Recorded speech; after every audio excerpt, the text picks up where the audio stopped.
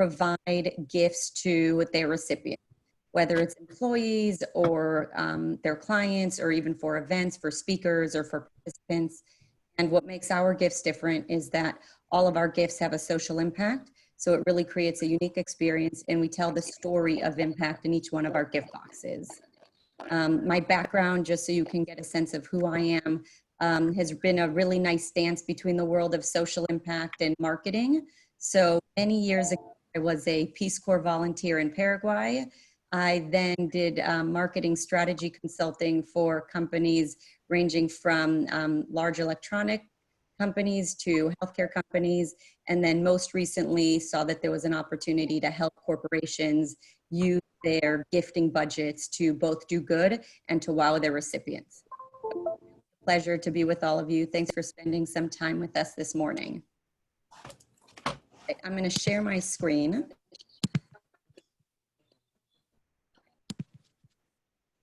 All right, so the first thing we're going to talk about today is employee engagement. And I included a few stats up here at the top. And you know, one thing I'll say is, when we think about the topics of employee engagement and employee appreciation, on the one hand, all of this seems very intuitive. In some cases, you know, thinking about some of these points, it almost seems obvious. And I think the biggest challenge, and especially for companies these days, you know, it's not recognizing that these things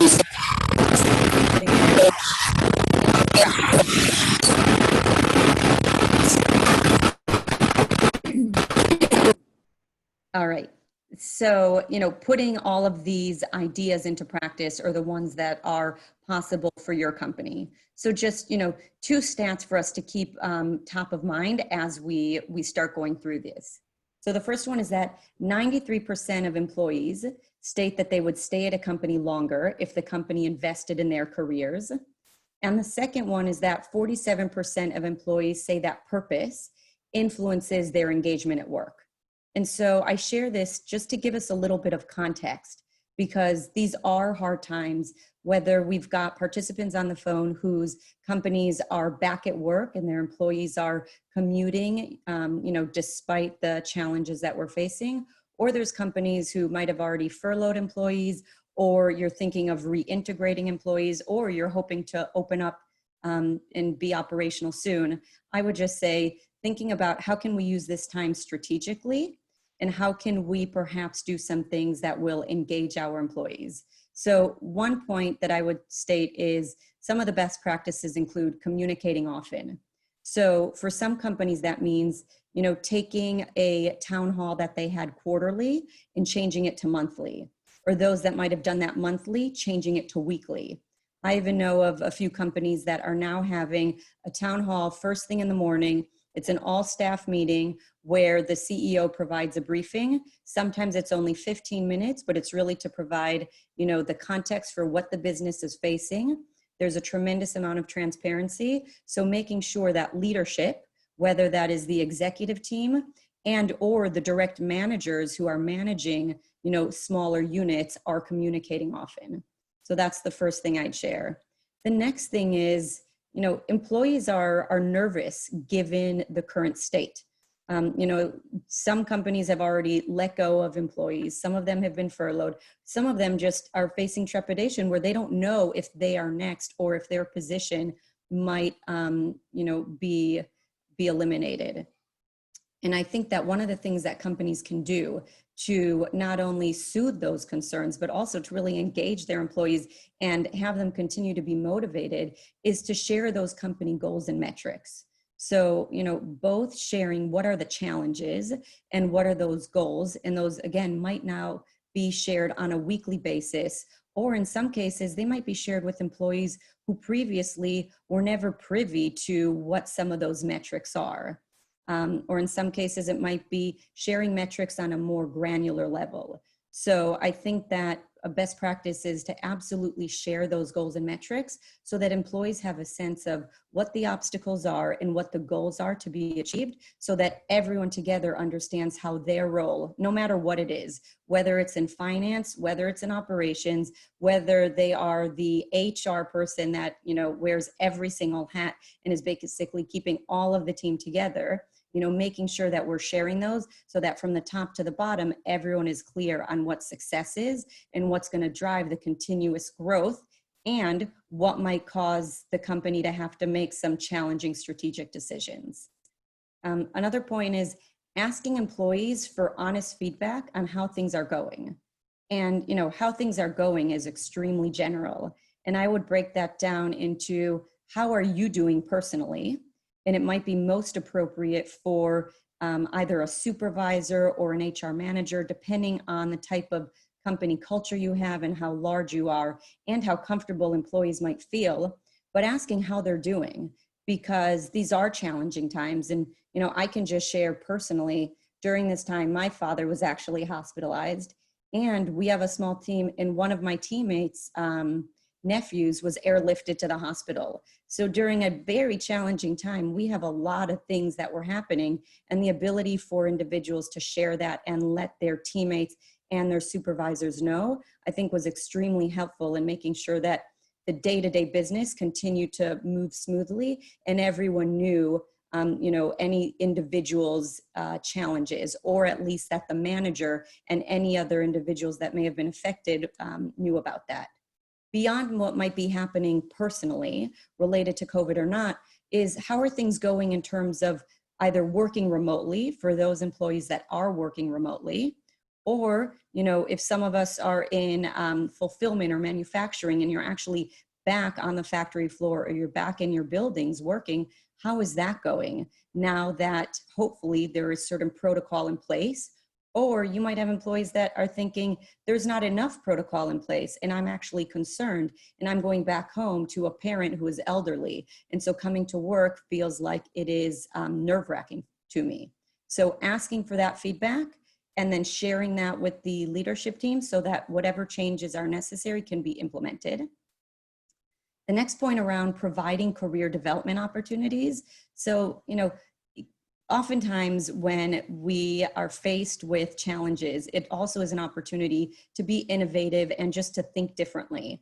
And so there could be an opportunity now to engage employees in different learnings that might not have been commonplace, 2 months ago.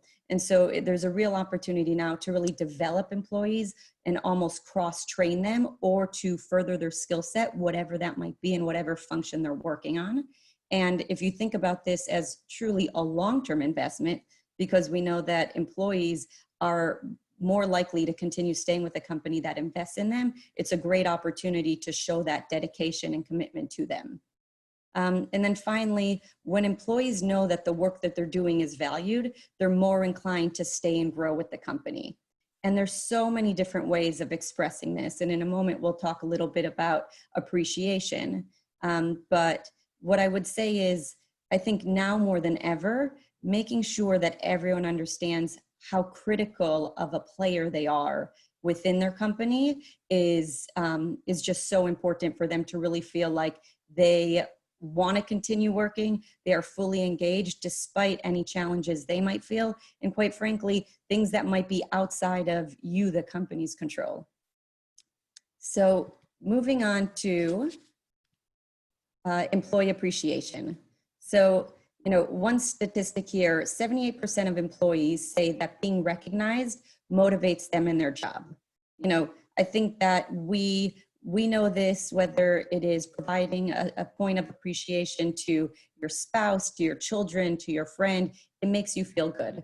And sometimes we forget to do this at work. And this just underscores how important it is. And we know that regularly expressing our gratitude and appreciation, specifically during times of uncertainty, helps build morale and really builds human connections. So with that, there are lots of different ways to express gratitude and appreciation. And I'm going to share a few different examples. One company that I spoke with recently told me that on their Slack channel, they had a channel that was called Appreciation. And it was like popcorn. Whenever someone had an appreciation for a teammate and a colleague, no matter what it was, they would just throw that in there. And it was a wonderful way to both build camaraderie amongst colleagues that are now, miles apart, and also to, express your gratitude for your colleague who is helping you and or the company achieve whatever goals or whatever task is at hand. Another thing is really to make recognition personalized. So, you know, as the CEO of my company, you know, a lot of times, and I know just like everyone else, especially these days, there is so much going on, but being able to recognize when someone has made a contribution and in a positive way, call them out on it and perhaps either share it privately or in public and make sure that it's not a general statement, but it's something very personal to what they've done and their contribution. It is so valued. So following up with that, ensuring that each employee's individual contribution is valued. So again, making sure that it is what that individual has done. And then gestures of appreciation can vary, and they can vary based on, you know, budget. They can vary based on time, based on company culture, and what feels appropriate for the manager. But a few things to consider might be something as simple as a handwritten letter. We're clearly in the gifting business, so we oftentimes think about gifts, but a meaningful gift. Time off. One example I would share is Debbie and I were just discussing that a company called Axios is now providing each of their employees and requesting them to take a mental health day. So that is, you know, it's not necessarily just saying take time off, but it's saying take a day for yourself. Unplug, don't look at your computer, take a day to do whatever it is that's going to make you feel recharged so that when you come back at work, you're going to be the best version of yourself. You know, knowing that there's a lot of stressors and that there's things that are happening in everyone's background, whether it's sickness, whether it's kids, whether it's just the stress of being at home, whether it's isolation, and it's really acknowledging that there's more that can be done to appreciate and to acknowledge everyone's work. And then another thought is just organizing virtual, or for those that are back at work, office-wide activities. So another thing that I heard was a company, a staffing company that I would say primarily has a younger workforce. They organized a cocktail hour. So they had one of their employees actually is taking mixology classes, and they thought it would be really fun, you know, to have a happy hour where the entire team is on Zoom and one of them was teaching all of their colleagues how to make drinks. You know, another company did something festive for Cinco de Mayo where everyone made a dish, shared their recipes, and it was a way for folks to come together even though they were physically distant. And the last quote here, one of the benefits of being a gifting company is we get to see all the wonderful messages that individuals send to their employees, to their partners, to their clients. And this was one that really touched us. So a client, one of our company clients, sent gifts to all of their employees, and they wrote, "From adversity comes opportunity. Thank you for doing your part. There is no limit to what we can accomplish as one team." And it really speaks to both, you know, the gratitude that leadership had for their people, you know, two, acknowledging that times are tough, but there's an opportunity to leverage it. And then three, that they're all working together as a team, even if it might feel like there's a lot of distance. So I'm going to pass it back to PJ.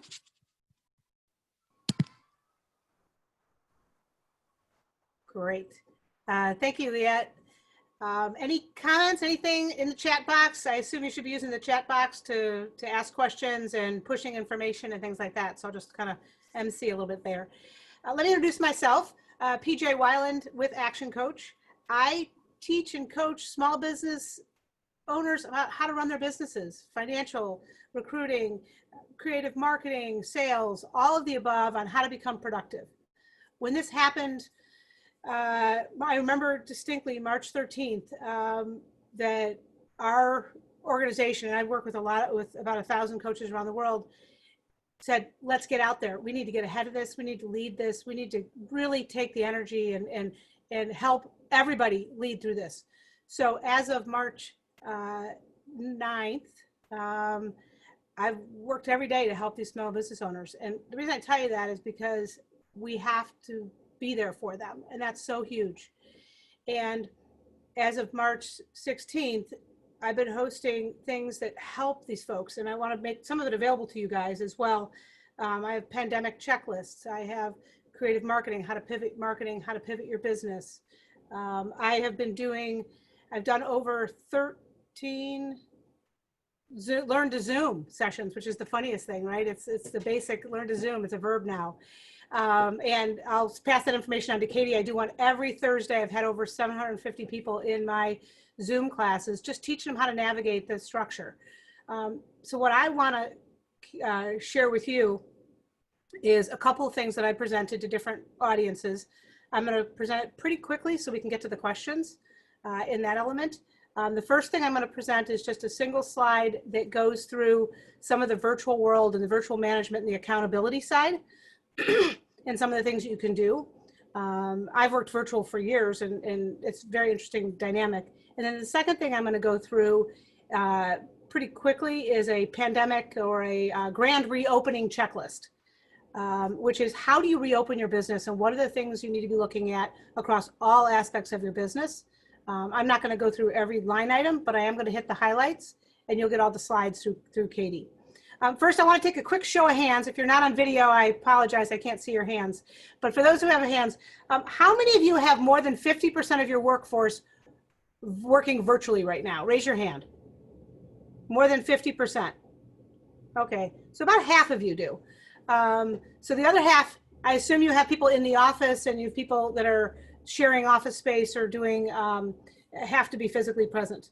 And then another question is, how many of you plan on transitioning your, have a transition plan in the next 30 days to shift your workforce either more in the office or your operations is going to go online in the next 30 days, more than it has been? Okay, so not too many are going to transition in the next 30 days.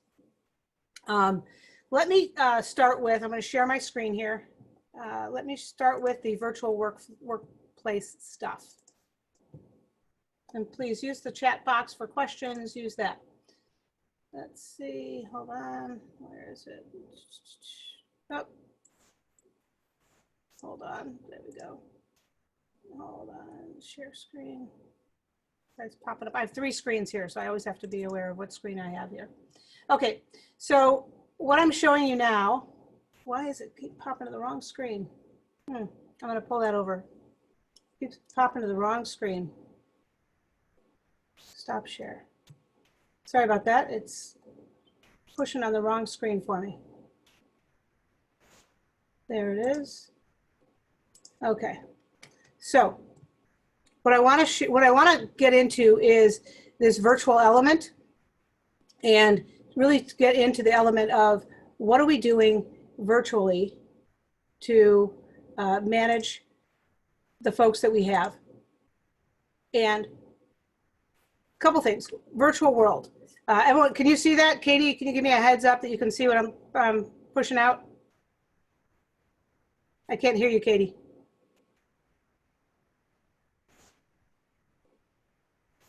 Katie, I can't hear you. I did unmute myself, PJ. I'm good. You're good. Okay. Thank you. Just want to make sure. Okay, so a couple things. Virtual world. Anywhere in the world, the 24-hour access, the added flexibility, that element is so prevalent today that being sensitive to what that feels like and looks like to our employees that have never done that. There's a portion of many of our employees that have done that and have done it kind of in isolation. And then now everybody's going there. So being aware of the physical space they have available to them, being aware of the tools they have available to them, and the different fear and alone and the stuff that Liette talked about, which is really that isolation, which is important. So from a management perspective, there's 2 components that I want to really hit on. One is competency and one is productivity. When you have a virtual employee, competency is important to understand versus productivity. Does the person understand how to do the role? Has the role changed since you've been virtual? Since the pandemic? Does the competency exist among that employee? And understanding, measuring that. And once you know that the competency exists, then you can measure productivity, or then you can focus on productivity, because productivity is more about, are they getting the work done that's expected of them? Because you know they're capable of doing it. Now you have to focus on whether or not they're actually getting the work done that's accounted to them. In this world, many jobs have shifted. Many things have really changed from their roles may have changed, their understanding of what their job is may have changed as well. So we want to make sure that we front load accountability. And let me talk about what that means, because that's really the crux of this element of accountability. And that comes with the structure that you have in place. By having huddles, a morning, noon, and end of day, having an opening ceremony, a closing ceremony type of thing, having those allow you to front load accountability, have everybody step up to, this is what my day is going to look like, this is what I'm going to get done, this is how I'm going to do it at that front end. And these huddles are not hours long, they're minutes long. It's letting you huddle, okay, let's go. Everybody kind of checks in and says, I got this what I'm going to be doing. And they set their daily, weekly goals. Really important, because it also allows you to understand that you're going to have somebody there at the middle of the day, at the end of the day, to wrap up questions or to ask questions or to check in. And it's not about being interrupted all day long, unless that's a cultural or a operational norm. But you know when you're going to talk to people, you know when you're going to see people. It fights the isolation. But that front load accountability, set the expectations at the beginning of the day, make sure they're talking about what they're going to be doing and what's expected of them and what they need from each other in that conversation. Group and one-on-one meetings. Group meetings are great because we need to have that huddle, that element of everyone coming together, or a natural group coming together. But also one-on-one meetings, don't lose those in a virtual world. I suggest them on Thursdays is my kind of, when I work with clients, I always say Thursday is a great one-on-one meeting day, because you've set weekly goals at the beginning of the week. You then turn around and you have all week to do them, but you don't get to Friday and not have them done. So that Thursday check-in, go, okay, what's going to push you over? What's going to make sure that you are productive and you're getting everything done that you're supposed to be getting done? Because if you aren't, that's the time to do course correction. Lion, I use the Lion philosophy, which means in a one-on-one meeting, talk about last week, issues, opportunities, and next week. That's the focus of the conversation and what to do. A couple of traps that happen, they happen in the office, but they actually happen, just as much virtually. One is the superhero complex. This is where an employee, either employee or a leader, believes they're the superhero, believes they can do everything. They swoop in, they don't empower their employees. If someone has struggles, they just go take it from them and do it. They don't engage they don't have their employees help solve the issues. They push the work onto themselves. They pull it. They put the monkey on their back in the adage that's been used before. If that's the case, what happens is the leader or the person who's pulling that all on their back, they're overwhelmed. They're often the person who thinks they're doing everything. So the superhero complex is very real. Understand that it's not very empowering. The second thing that's a trap is the door is always open. In a virtual world, sometimes the space is not ideal. So how do you I have a lot of clients who put red light, green light, and yellow light on their door so they can communicate with their families or even with themselves that's where they are right now. In a red light, don't enter. I'm totally busy. I got to be focused. In that yellow light, you know what? Come in, give me a sec, come in. I prefer that you hold your comments or hold the conversation, but if you need to come in, I can definitely be interrupted. And then that green light that says, yep, I'm doing stuff that's more, that can be interrupted, or that's very, very small in focus or task and duration. So interruption is going to be okay. So how do you set those green light, yellow light, red light in your own office? So that's some things around productivity or management of these folks. Really important, that front loading accountability, talking about expectations before you hold someone accountable. So I'm going to go off that. Let me stop my share for just a second. And I'm going to share my other screen, which is the checklist screen. There it is. Okay. How do you set the green light, red light, yellow light remotely? Thank you. Let me answer that real quick. A couple fold. One is depending on what systems you have for instant chat. That's one way I do it, is on the instant chat element. You can often put away from your desk or not away from your desk. Skype, someone's mentioning Skype. That's helpful. Other times it's the huddle side. It's the time of day. It is where you are on the, if you're in the morning or the lunch or the after or the evening, those are your huddle times. And those are your green light times.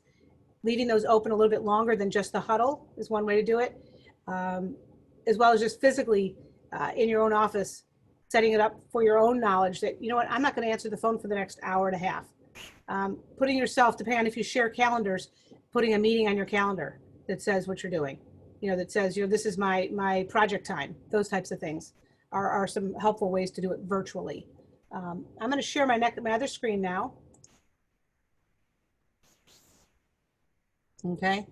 What you should be seeing is, let's go through here and make sure. Come on. Can you see the re-grand opening checklist? Give me a heads up, Katie. Yes, you can. Thank you. Okay, so what I'm going to run through is 5 quick slides. If you're looking at how you continue to transition your business and how it's been working, a couple things to know. You know, it's more about how business is conducted. It's not if business is conducted for most folks. The demand for your product and service is still very real.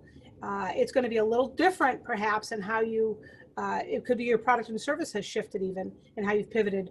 But when you start to look at it, and I said, I'll share these slides. Your products and services are an important element of your checklist. What have you been offering in your in the pandemic or in the altered state, in the hybrid state that you are actually going to offer during the transition or after the transition? Really understanding your products and services and how they've shifted and how they're going to continue to shift. Operationally, have you updated the checklists and the internal documents that convey these changes, that help convey them to your customer and mostly internally, that your folks know how they're going to operate? Because we typically don't have pandemic procedures or protocols. We have to update our procedures to reflect what's happening. And then any changes operationally in your contracts or intellectual property or know-how that you need to adjust because of the way you do business now is different. Your team. Do you need to adjust your team members' compensation plans based on how they've been working? All of the adjustments that you have to make to their structure. I'm meeting with a group of about 50 restaurants tomorrow, and we're talking about how do they do the tipping and the salary and the compensation when their front is different than their back in their delivery service. So really looking at how that works. And the training that's required on the new expectations or the new procedures and any new tracking that you want them to be doing, making sure the training's there. Safety, there's a lot of focus on safety these days about how to just make sure the workplace is safer. And do you have a policy for every time someone walks in or a client walks in that you have a cleaning protocol afterwards? The other thing is, do you have a policy and or communication in place for if one of your clients or one of your team members tests positive and exposes folks? Do you have that proactively set up? So safety. Marketing and sales, the shift of your message in marketing. And has that message been updated on your website? If your website has not been 100% overhauled and really looked at to reflect what's going on in your world, it needs to be, because that's your sales. That's one of your key messaging to the community, to your customers, to your potential prospects. Also, how do you re-engage in the sales process with your past customers? How do you get that return strategy where you already have the trust? So really understanding your sales process and how it's going to change. Financial, really understanding the cash position you're in, understanding how that's playing out, how long, what's your fixed expenses, have you really pushed hard on your expense line, and do you have a revised budget in place to take you through the next 3 to 6 months? Do you understand what that looks like? Really important to understand that element. And leadership, do the leaders in your office have that time carved out to work on the business as well as in the business. Many of the leaders have jumped in to do a lot of the nitty gritty because it's required, but are they also still getting the time to think about the business and think about where it's going and do some laying of the tracks so that the rest of the folks can follow and be productive? So also very important. And the last one, but certainly not the least, is communication. How are you communicating to your customers, to your team, to your suppliers, your new way of doing business? And how are you telling them what's happening? And as it evolves, do you have a strong communication plan in place? So that's really what I'm going to stop there. I'm going to unshare my screen now and stop talking so fast and furious. And open to questions. Katie, you want to take it from here? Yep, I'm gonna unmute everybody and then you guys can mute yourselves, but we'd like to start some discussion going on. And then all the slides that PJ went over, Liat went over, we're actually gonna send those to you guys in a follow-up email. So you'll have all that information with the checklist that PJ was going over and those engagement stats that Liat was going over. So I'm unmuting all. The managers are managers who you have. Maybe I should mute all. Unmute Lola. Or Era. Era had her hand up. You want to unmute Era? I unmuted everybody, so everybody's all unmuted, so they can unmute themselves now and talk.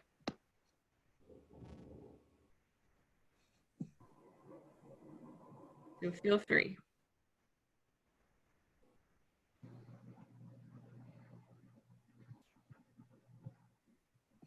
Let me ask you a question to get some of the ball rolling.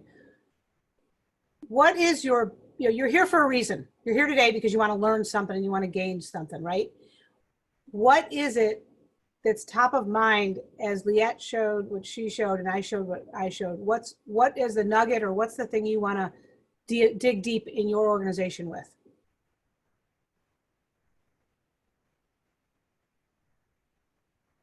PJ, can you hear me? Eileen? What's on top of mind right now is basically if it is June 1st opening and our corporate is in California, we've had conversations with the CEO, with the leadership team on a weekly basis. You know, we've really got to push out a great strategy and direction to our staff to make sure opening is safe and everybody abides by it. That's probably my biggest concern.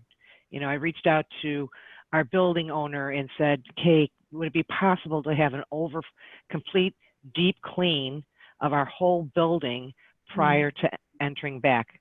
I haven't gotten a response yet, but we'll see. So that's really what's on my top list right now. Yeah. What type of business are you in, Eileen? Staffing. In staffing, okay. Interesting, yep. Is to have everyone come back in the office. Yeah, and what it's gonna feel like. Mhm. Having the checklist in that office will be super important as to what happens when someone gets sick. Right. What happens when someone feels sick? What's your protocols from an HR perspective? You know, do you encourage that? Do people want to stay home because they feel they're productive and it works versus coming in? Right. You know, that type of stuff, real important.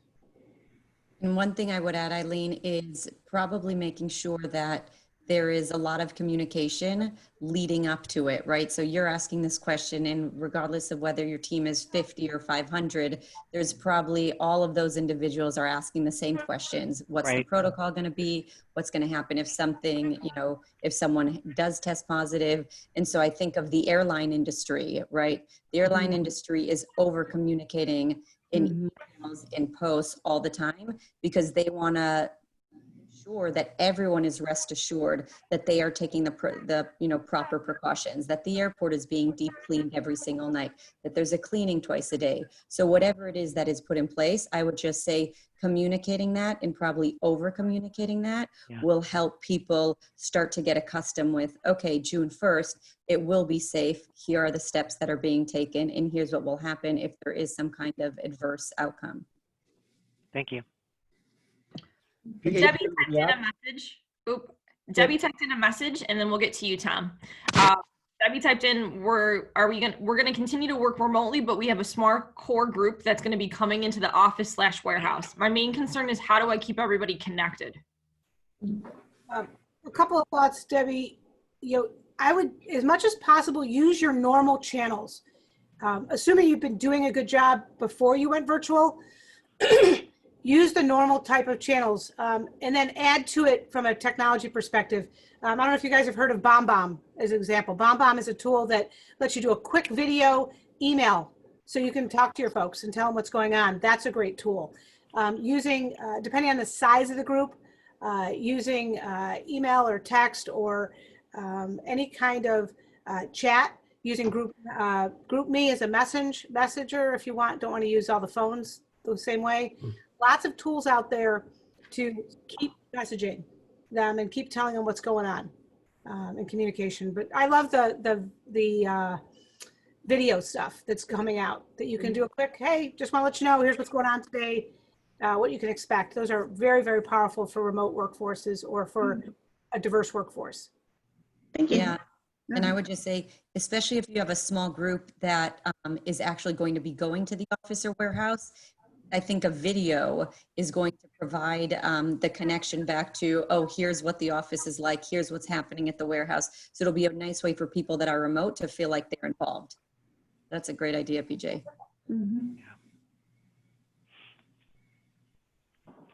Tom, you had a question or comment? Yeah, I have a question. I think it was about a year or so ago at one of the PDEs, one of the monthly sessions, we had, I believe she was an attorney, talking about employers' obligations, watching for cues of potential domestic violence at home and other behaviors that would be of concern to the employer. My question is, what have you seen, or do you have recommendations on what companies should do and what their liabilities would be relative to challenges at home? I was talking to one of my son-in-laws, and he's an assistant state's attorney in Maine, and he has seen an increase in certain cases that are very troubling, things that are going on at home. So I don't know if you have any thoughts, Liette or PJ, as to what during this virtual reality companies can do. There's a couple things available to you, depending on what programs you have with your own HR, which is typical, right? We can have programs. We don't all have programs, but you can have programs for the employees, the helplines and things like that. In Illinois, there is a helpline that is available, a mental health line, as well as all the abuse, the more physical abuse, but there's some mental health lines that are specifically set up for the pandemic. Making sure that they're available, they're posted, they're aware in that element of it, because folks don't always know that. Or don't always understand that that's what that's there for. Also, as an HR folks or as a leadership, depending on who it is, I often say, cast the shadow and talk about it. Be vulnerable, because vulnerable is a very powerful trait. And if you can be vulnerable and express that it hasn't been easy for you, other folks are willing to step up and identify with that. So having water cooler chats I've seen as well that help people understand, what are you doing to manage through that? I had a group recently that was on a mental health call and just sharing, okay, check in, how you doing? What's going on? We're crossing a little bit of the barriers of what we would typically see as an HR element because we're trying to trying not to be the doctor or be the lawyer in that space, but just checking in and asking folks and giving them all the resources and all the availability that you have.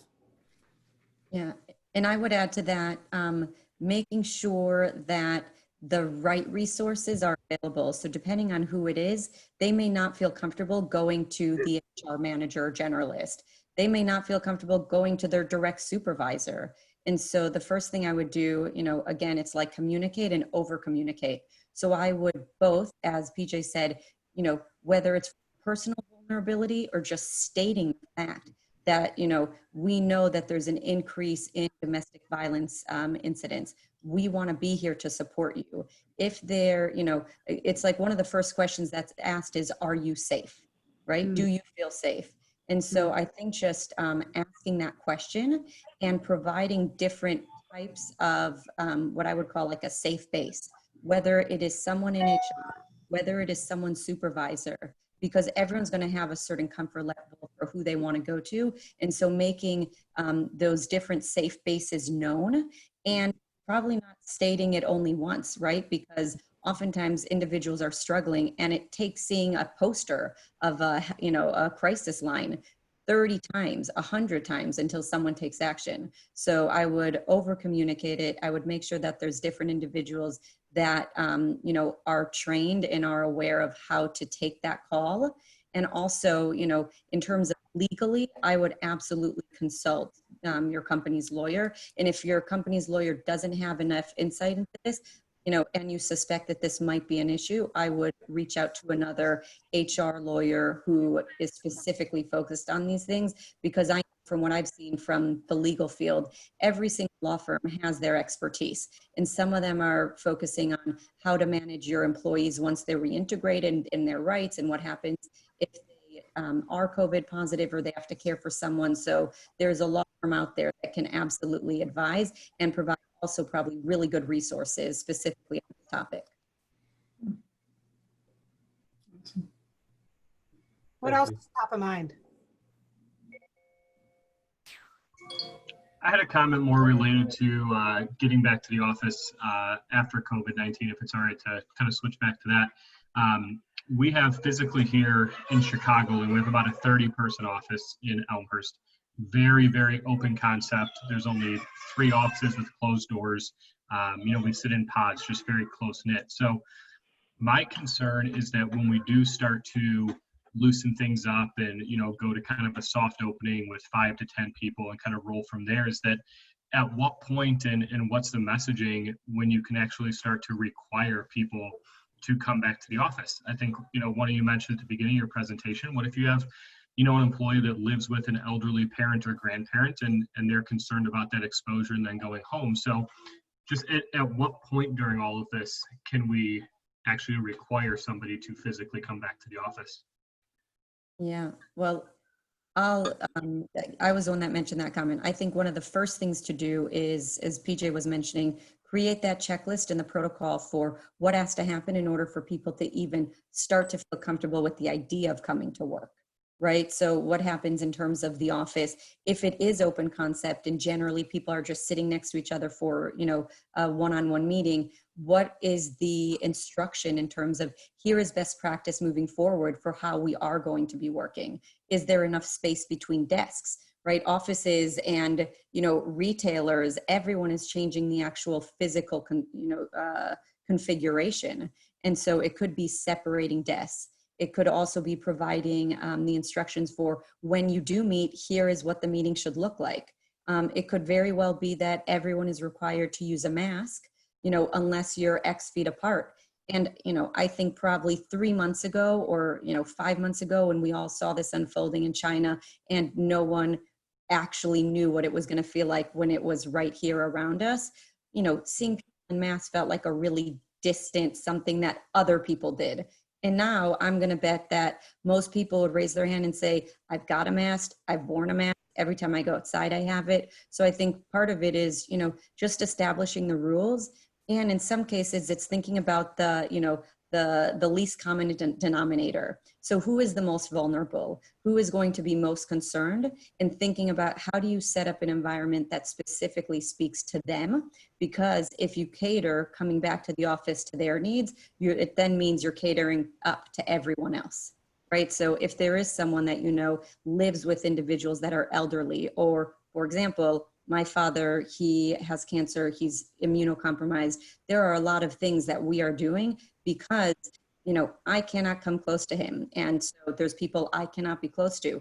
If I was told I need to go to the office, there would absolutely need to be protocol in order for me to feel comfortable. So part of it, again, is going back to the over communication. Whoever it is, whether it's someone in HR or a supervisor, I think asking those questions and understanding what are people's, personal roadblocks to reintegration will also give your team the confidence to come in and to say, you know, here's the reality amongst all 30 of us. Here are, you know, 5 or 6 things that we need to keep in mind, and it provides everyone with the knowledge and I think really the respect that you want to give to everyone on your team so that folks can feel good coming back in the office, right? What we don't want is individuals to feel like they're forced, they're nervous, you know, they don't want to be there. And so if you can actually create it as a culture and a situation where everyone is supportive and everyone respects everyone's limitation, I think it's a win-win for everyone. And Further points on that. I would also look to Pritzker's message yesterday about the 5 phases. If you haven't read the 5 phases, it's helpful guidance. It's not necessarily a cookie cutter for your office, but it does help give some great guidelines for when is testing available, you know, what's your essential business or non-essential business and how that plays out. And look to some of the other states' publications, because it does help give you guidelines that you can, there are standards that you can kind of rely on and say, well, we're following what the state is recommending, and you have a little bit of a backdrop to do that. And to Liette's point, let them problem solve it. You know, let them be involved in the problem solving, because you'll get more buy-in. What's the barriers? What do you need to be safe? And then when you do that and are able to provide that, then it's not a conversation anymore.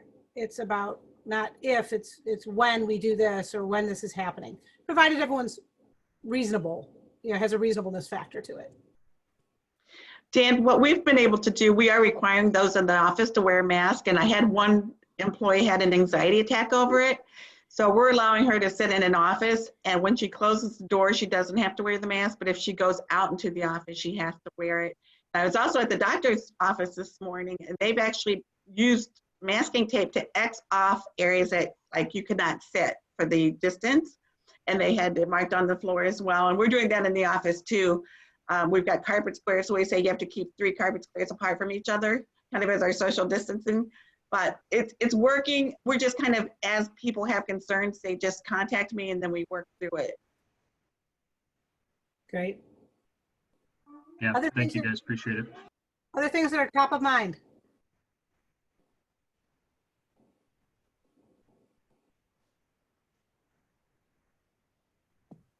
PJ, I'll go. I think this is such a turning point for us from HR professionals of how do we up our game, get innovative, think outside the box, because the workforce should not be the same coming back after COVID.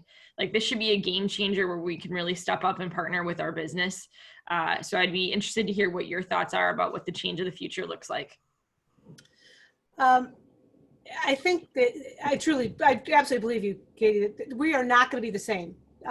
We have altered how we view the reality. The speed at which things are being done, to really recognize that, I think is huge. You've made huge leaps in your organizations overnight, right? Where you didn't have these type of people working from home. Now they're 100% working from home. You had technology that wasn't in place that you put in almost immediately and let everybody have access to. You've changed the rules overnight. And I think recognizing that is huge.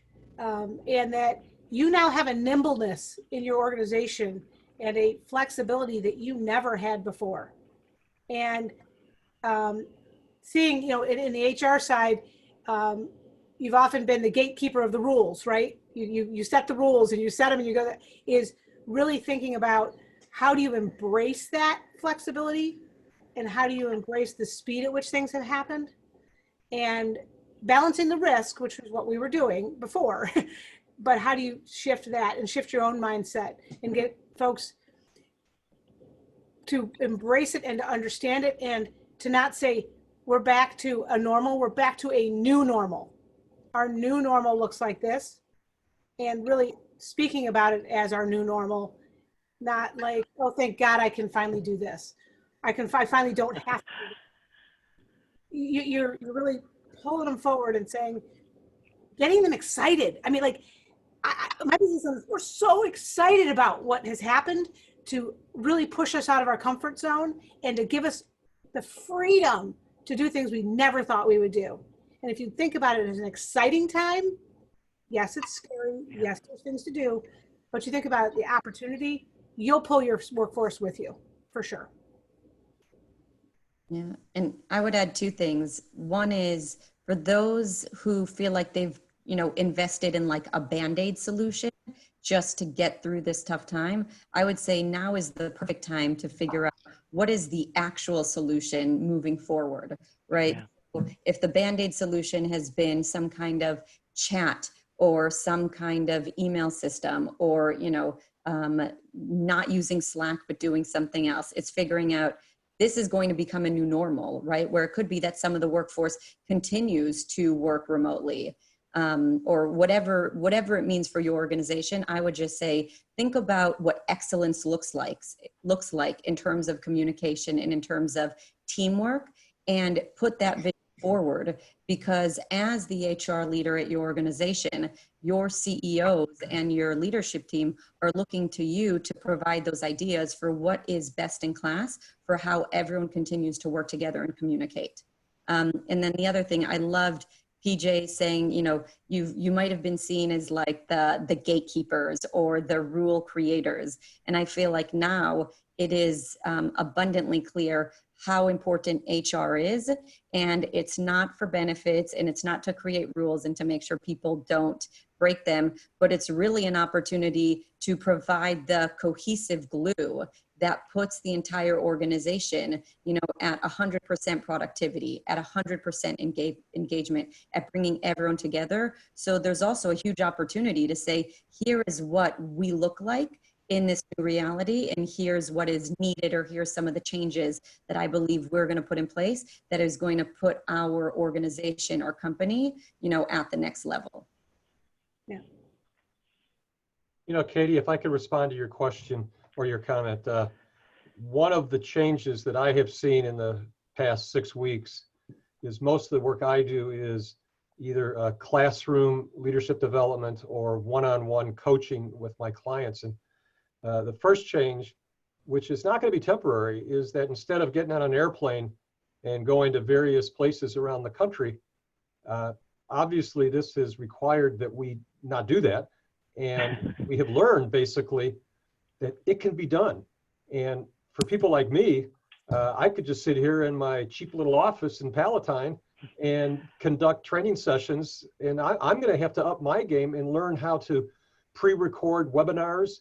Previously, I'd be in a classroom, and it's kind of fun. But I think companies realize that you don't need to spend the big bucks flying people all over. Rather, it can be done in creative ways. And so I'm kind of enjoying it. And I get to just sit here in my office and not have to worry about going to O'Hare, et cetera, et cetera. So I think it's kind of exciting what's going to happen. And I find that I'm doing more small group sessions that vary from the highest level of executive development all the way down to people that want to be in management. So it's kind of fun to do it and creatively. Tom, if I can respond to you for just a second, Sure. and quick offer to the group here. And I was talking to Katie about this earlier. Every Thursdays at 3:00, I teach Learn to Zoom, and it's free. I just do it. I have a link that's the same link every Thursday at 3:00. I'll get it through Katie. I don't charge, there's no charge there. And it's hands-on, especially as you look at what do you need to start recording? How do you need to Zoom? What's your security, which is huge? How do you set your defaults on security? All that stuff. Any of you are welcome to attend. Your teams are welcome to attend. There's really no limits. Sometimes people say, well, can I pay you? Can I do that? There's nothing. I have a charity if you feel compelled that you want to do something, but it's not. I do it just to help folks and help them over the transition. So I'll give that to Katie as well. So Tom, if you're trying to figure out how to record some of this and do some interviews or do some things that you want to get through, happy to help you. Thank you very much. I will plan on attending. And that's a great segue for me. Wanted to let you know that Denise and I are going to start recording these roundtables so that if we have HR professionals that are not able to attend, we're going to figure out where we're going to host that so that you guys can come back to it. We had a couple people email saying they really wanted to attend this, but they couldn't because they had conflicting meetings. So as you can see in your left-hand corner, we are recording this one. We will get it up. We'll figure out how to edit and do all those fun things that Tom and PJ were talking about. The other thing I want to let you guys know is that we're going to start doing roundtables once a month. I know we normally just have PDEs 8 times a year. So I want to let you know that we're having Ron Goddard, you'll see an email tomorrow about that, with a roundtable about talent in the time of COVID and how he's going to talk about how recruitment's going to change completely, looking for hourly employees, exempt, non-exempt, and how we need to start considering what our recruitment strategy looks like for the future. And then in July, we'll have a speaker mid-July, and it's Kim Brown, and she'll be going over innovation and inclusion with a remote workforce. So how do you get creative now that you're remote, and how do you still have inclusion with that? So I wanted to give you guys a heads up about that information, and you'll see that on our NHRC calendar soon. And we got 1 minute left, so I just wanted to thank PJ, Liat, thanks for joining us, talking on these topics. It was very interesting, and we really appreciate your engagement with us. And guys, if you need anything, email me or Denise, and we'll get an email up to you in the next 24 hours that has the PowerPoints, contact information, and PJ's Zoom class that she's willing to teach us. Excellent. Thank you. All right, Thank you, everybody everyone. take care. Stay safe. Bye-bye. Thank you, Katie. Thank you. Thank you. Thank you. PJ and Liat. But I would also ask the group one more thing as the takeaways from today, as Katie had brought up and Liat and PJ have commented on. How are you going to step up your game after this discussion today, this roundtable? Think about that, over the next month. Those of you